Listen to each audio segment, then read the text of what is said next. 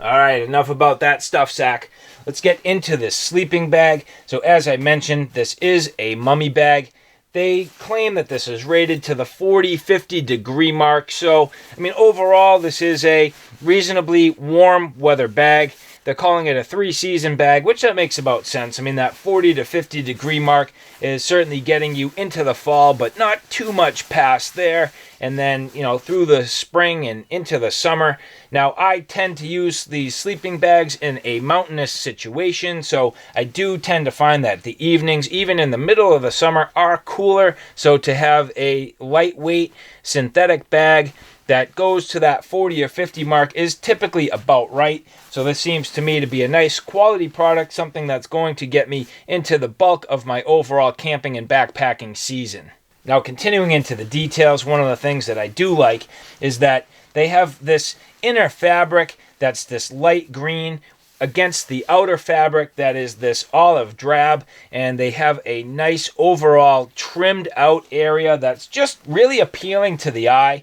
I think this is a beautiful color combination. I very much like it. I think they did a nice job having that brighter color on the inside that kind of pops with that more subdued color on the outside. Now, this is never going to be too loud. It's never going to draw too much attention, and that's the way I like it. Overall, taking a look at the general construction here, there is a hood. So inside the hood, there is a pillow area. So in essence, like a sleeve that could be used to either put your pillow inside here, or the actual purpose is kind of making this a dual purpose item where you could take your backup clothing, your spare clothing, maybe your change for the next day, put it inside here and actually use it as a pillow.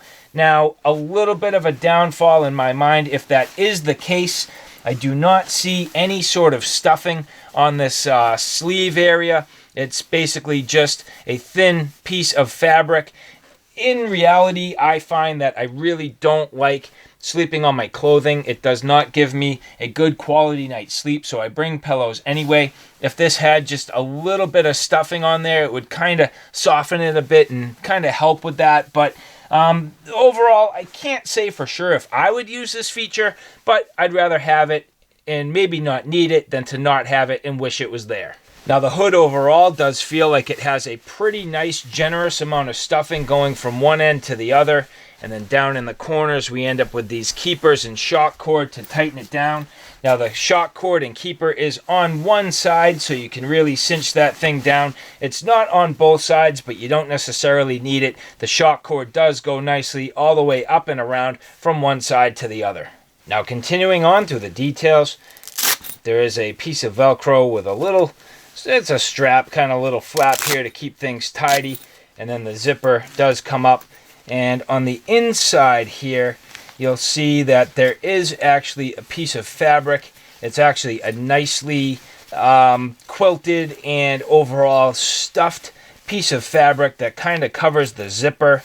So it looks like there is some pretty good protection while you're inside to both protect you from rubbing against the zipper, but also any air or draft that would potentially push through this. Now back out here, with the zipper, it is a large, oversized zipper. This is not necessarily a YKK, but I can tell you that after running it a few times, it does actually feel pretty nice. I would say it's maybe towards the cheaper side of a zipper, and that's to be expected at this price point. But overall, I think it's going to be suitable and do a mighty fine job.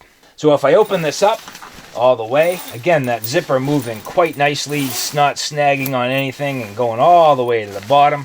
I can really open this up and start to look at the overall construction of the baffles and the quality of the insulation, how thick it is, and how overall sort of stuffed and even it is. Now, getting into it here, this does not feel overly thick, but that's not necessarily the intention either. I think finding that perfect sweet spot where you have enough insulation to keep you warm for your, given trip and what you're trying to do and what temperature you're really trying to get out into, but also having not too much where either you're hot or it's added bulk and weight. So you're trying to be efficient here and find something in the right range. And so, it's really a matter of getting used to this sleeping bag. Generally, with any sleep system, you need to do that anyway. So it's going to take a little bit of experience to know how far you can push a product and where it's really best suited. But overall, this feels to be at least even throughout all these baffles.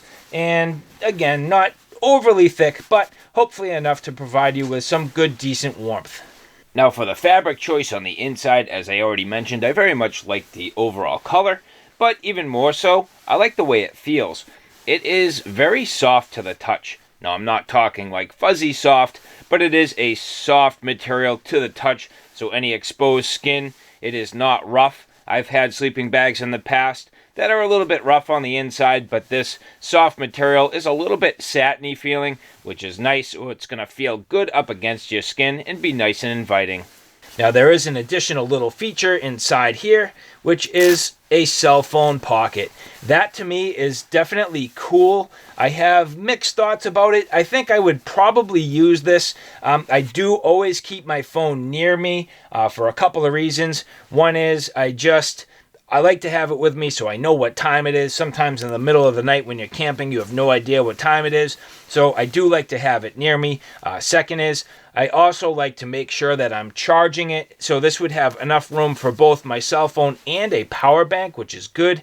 The only downfall, and it's certainly not the product's fault, I just get nervous charging a cell phone in an enclosed area. Inside insulation. These days phones do get quite hot with their batteries, and I just know that my particular phone does have a tendency, if it's covered, to get quite warm. And so, not that I think I'm gonna combust and go into flames, I just get a little bit suspect when I'm charging my phone and it's covered up. But again, like most other things, rather to have the feature and not use it or need it than to wish you had it and it's not there. Now moving down through the rest of this construction, again, as I look at the overall stitching and seams, this appears to be reasonably well done. I don't see anything that's really drastically catching my attention. Going all the way down from the top to the bottom on this zipper. I'm not going to let anything get past me. I want to make sure that there's good quality stitching, no loose ends, nothing fraying or pulling open. And at this point, it looks to me as though they've done a nice quality job. Now getting down to the bottom of the zipper, again, keeping in mind that this is capable of zipping together with the other sleeping bag. So now I've detached this and you'll see a well-sewn gusset down the bottom. So that's important because that's going to help to hold this whole thing together. It's going to actually put the stresses on this little gusset versus on any of these seams on the rest of the bag. So that's going to prevent it from potentially tearing and fraying and pulling open. And this is one of those areas down here that if they're going to mess up the stitching, they're going to get this wrong. And looking at it here, it is all nicely done. Quality stitching overall, nothing out of place, no loose threads or anything like that. Coming down onto the bottom and underside of the bag, here you'll see it is an enclosed foot box. This does not have an open design, but at the bottom, which is pretty cool, you do have these little tabs. So this could do one of a couple of things. If you wanted to make sure your sleeping bag stays put, you could, in a way, stake this down if you were in an outdoor application and not necessarily in a tent. Or if you wanted, you could potentially use some shock cord and maybe cinch this up and hold it onto either a sleeping pad or something like that. But as you look, this does actually have some bungee shock cord on the back. So this is capable of having a sleeping pad slid underneath it and kind of holds it into place. Now there are two of these straps.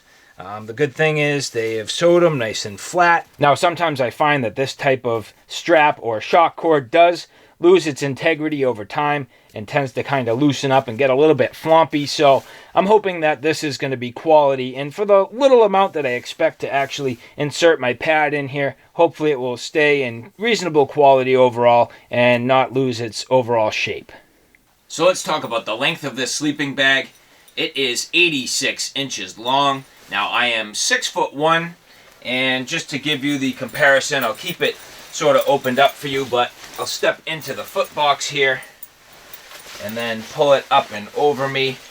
And if you look at how this would pretty much fit It looks to be, it's close. I mean, in terms of getting it over my shoulders, it's about perfect.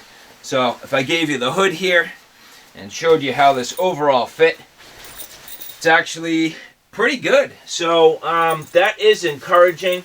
Now I'll just zip this up real fast and get it up and over me so we can really see how it covers.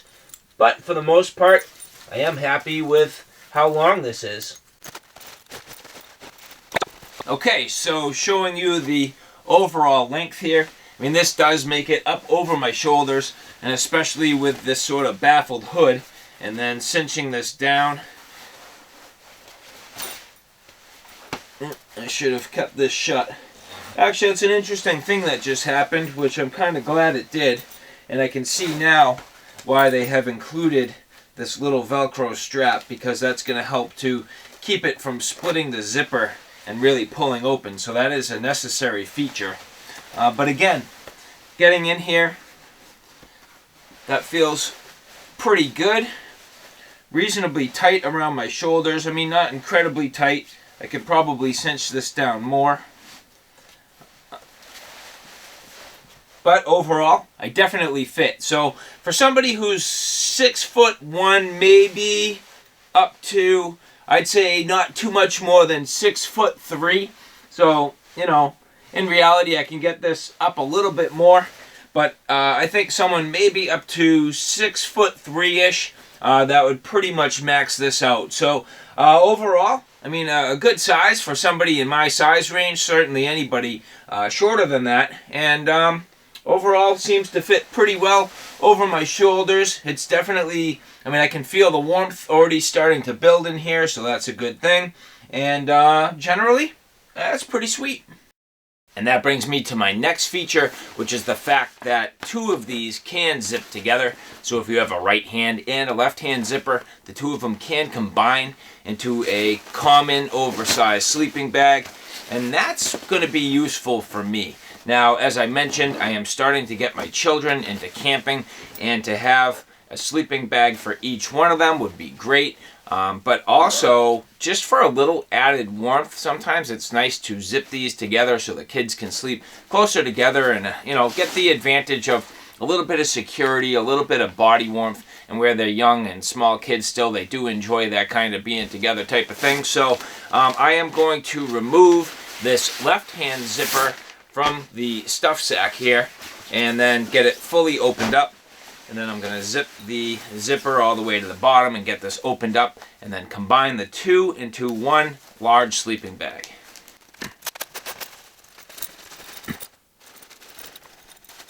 So at this point, I'm basically taking the zipper side of one sleeping bag and then getting the track on the other side fed into it. And I'm going to get it established and started, and then do the same thing for the other side of the zipper, and we'll see how it goes. I have never tried this before. This is my first time with really two identical sleeping bags that you can combine together. Now, I have seen other products out there that can do this, but I've just personally never tried it. So this is very interesting, and I'm looking forward to seeing how this works. And right away, just getting the first one established went pretty easy, so no surprises there. And then let's see now, getting the next one into place. It's already oriented just about perfect. So the first one, you just kind of get the sleeping bag on top of the other one and get it close. And now that I've established that, this one went super easy. So now that I've been able to do that, I'm going to zip these all up the rest of the way.